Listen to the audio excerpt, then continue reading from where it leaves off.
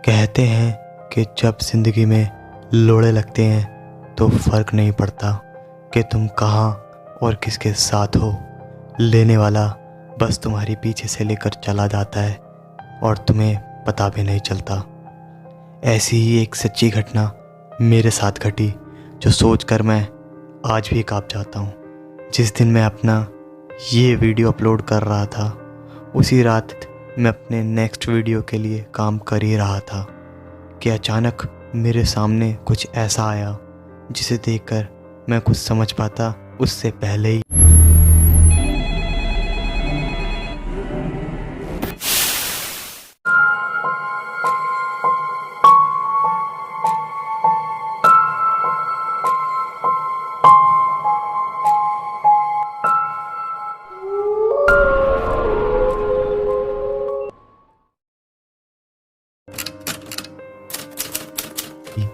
मेरे कुछ देखने और समझने से पहले ही मेरे लैपटॉप स्क्रीन पर हॉरर कंटेंट के नाम पर एक ऐसी चीज़ मेरे सामने आई।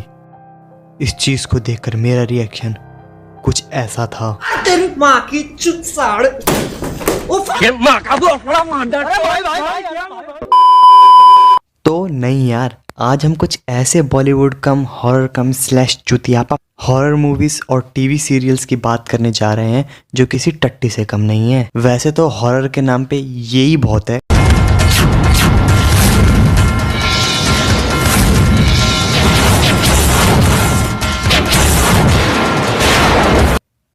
लेकिन फिर भी आओ जरा नजर डालते हैं।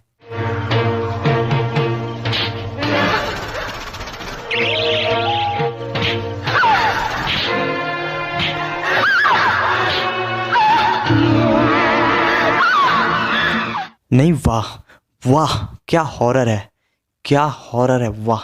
इसे देख के तो गांडी फट गई मेरी। खैर मैं इन्हें भी दोष नहीं देता क्योंकि बॉलीवुड में पुराने टाइम से हॉरर के नाम पे सिर्फ चुतियाप ही चल रहा है। इंडियन हॉरर फिल्म्स और हॉरर शोज की जब से शुरुआत हुई है ना, तब से बाबा सीरी मचाए जा रहे हैं। Music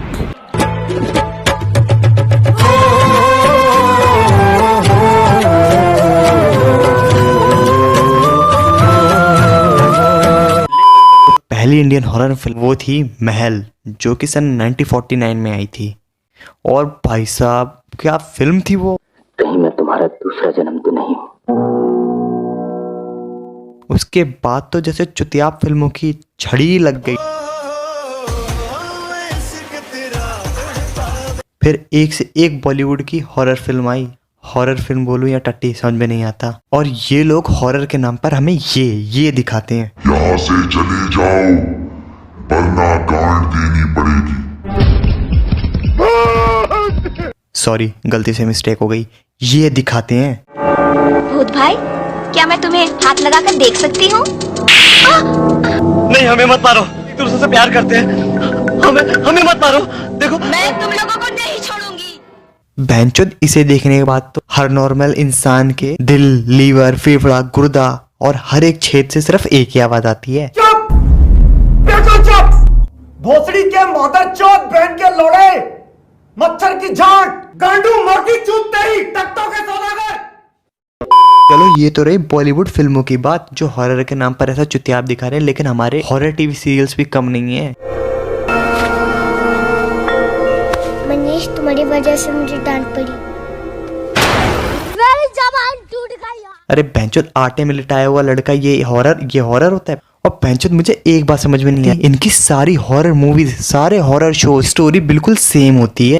like suddenly a couple wants to go to a remote location. क्यों? ऐसी कौन सी चीज थी जो शहर में नहीं मिल पा रही थी तुम्हें? आजकल तो घंटे के हिसाब से ओयो मिल जाता है। इनकी गाड़ी खराब हो जाती है।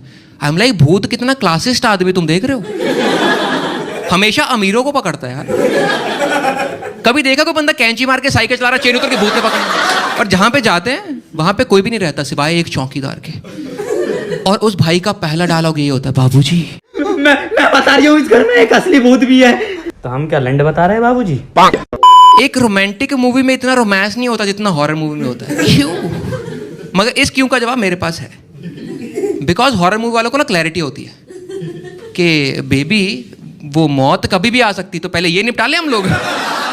अब इस सारे कार्यक्रम के बाद जब लड़का थक जाता है तो भैया उसका तो स्टेमिना हो गया है खत्म, तो वो तो सो जाता है। लेकिन भैया लड़की को रहती चुल, फिर उसे आती है एक अजीब सी आवाज और वो बंदी उस आवाज का पीछा करने के लिए जाग जाती है। नहीं भैंचो, यहाँ अकेले उठकर मूतने जाना पड़े तो भैंचो 100 तरीके के बुरे थॉट्स आते हैं दिमाग के अंदर, जिन्हें सोचकर मेरी गांड फट जाती है। और इन मैडम जी को रात में उस आवाज का पीछा करना है और ये मैडम जी उस आवाज का पीछा करने के लिए निकल पड़ती हैं, वो भी काली अमावस की काली रात को, काले खेत के काले कब्रिस्तान में काले कौवे के पास जाकर, और बस एक ही डायलॉग बोलती हैं, कौन है? उसके बाद मैडम पोजेस होंगी, फिर कूदना फांदना गुलाटी गेड़ियां मारना ये सब चलता है। और फिर हर 5 मिनट के बाद एक प्लॉट ट्विस्ट आता है जिसमें एक राज खुलता है और फिर पता लगता है कि ये बंदी जिस भूत से पोजेस हुई उसे प्यार में धोखा मिला था, जिस वजह से उसे ये बात सहन नहीं हुई और उसने दोबारा बदला लेने के लिए इसके शरीर में प्रवेश किया है। और धीरे धीरे करके ये भूत ने घर के हर एक बंदे को मार देती है, चाहे वो चाचा फूफा ताऊ का लड़का उसकी भतीजी का लड़का, सबको मार देता है। बस भैंचोद पति या बॉयफ्रेंड या इसका हमसफर ही जिंदा बचता है, क्योंकि इसे पता है कि भैंचोद इसे मार दिया तो कहानी तो चल ही नहीं आएगी। तो वो अपनी गांड का जोर लगाकर किसी पंडित पुजारी फादर को बुलाता है, उसका इलाज कराने की कोशिश करता है। लेकिन भैंचोद यहाँ भूत इतना ताकतवर होता है कि साला फादर भी उसके आगे फेल हो जाए। मेरी फिक्र मत करो तुम जाके। और आखिर में पंडित पुजारी या फादर को मरना पड़ता है। अरे जब भैंचोद मर नहीं था तो आया क्यों, खामा खाकर 2.5 मिनट का सीन और बढ़ा के चला गया यहाँ पे। अंत में इस बंदी का बॉयफ्रेंड या पति 206 में से 312 हड्डी तोड़वाकर 1 से 1.5 लीटर खून बहाकर लड़की को पोजेशन से बाहर निकालने की पूरी कोशिश करता है और वो इस चीज में कामयाब हो जाता है। और फिर आखिर में लड़की का यही कहना होता है कि राहुल हमने गलती करी यहाँ के, चलो वापस घर चलते हैं। साला हिंदुस्तान में जब तक सलीमा है लोग चूतिया बनते रहेंगे। मैं तो वही कह रहा था कि इतनी दूर से यहाँ 5000 किलोमीटर ये आदिवासी जंगलों में आए क्यों थे, गांड मरवाने के लिए। मार ले भाई, मार ले, ले मार ले भाई, मैं पीछे होके खड़ा हूं, मार ले मेरी। और जब डायरेक्टर को इससे भी सुकून नहीं मिलता और वो बोलता है कि नहीं इसमें मजा नहीं आया, मेरे को इससे भी बुरी टट्टी चाहिए, ये सिर्फ टट्टी है, मुझे बिल्ली की टट्टी चाहिए, तो वो 19-20 का डिफरेंस करके वो अगली कहानी ये होती है कि गिनती के 4-5 दोस्त जो भसुड़ी मारते मारते किसी बकचोदी के चलते एक ट्रिप प्लान करते हैं और ट्रिप के लिए निकल पड़ते हैं।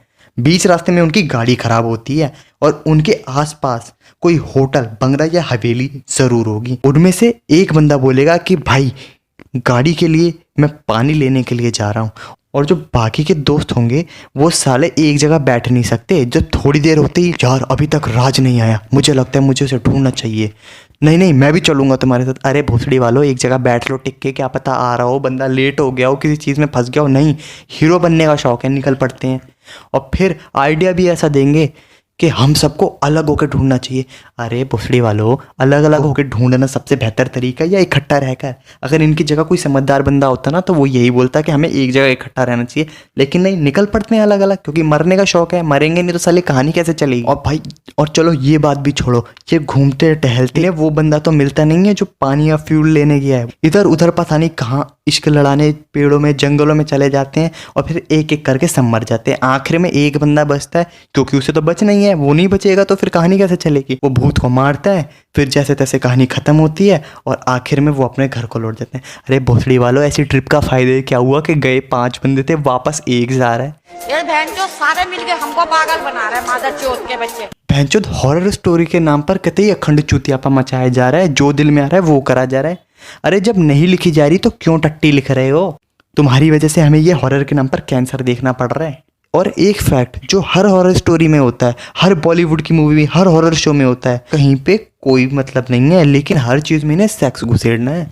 हर साल बॉलीवुड और कुछ टीवी सीरियल्स हॉरर के नाम पर सिर्फ ऐसा बवासीर बनाए जा रहे हैं। पता नहीं इनका स्क्रिप्ट राइटर और स्टोरी राइटर कौन सा सस्ता गांजा फूंक कर ऐसी स्क्रिप्ट और स्टोरी लिखता है। और भैंचोद ऐसी फिल्में और ऐसे शोज देख कर ना हॉरर को भी खुद से हॉरर होने लग जाएगा। तो यार मुझे बस इतना कहना करो, हाथ जोड़ के मैं मोदी साहब से गुजारिश करता हूँ यार ऐसी भकलंड हॉरर मूवी बनाना बंद करो, क्योंकि ये देख देख के ना दिमाग का भोसड़ा हो गया इधर। तो यार वीडियो कैसी लगी मुझे कमेंट में बताना और चैनल को सब्सक्राइब और वीडियो को लाइक करना मत भूलना। तब तक के लिए मार चुदा है। माँ चुदाए गाड़ मराओ सबके सब। लक्ष्य तू भी मरा ले, मैं भी मरा ले, तो मैं जा रहा हूं, बाय। लौड़े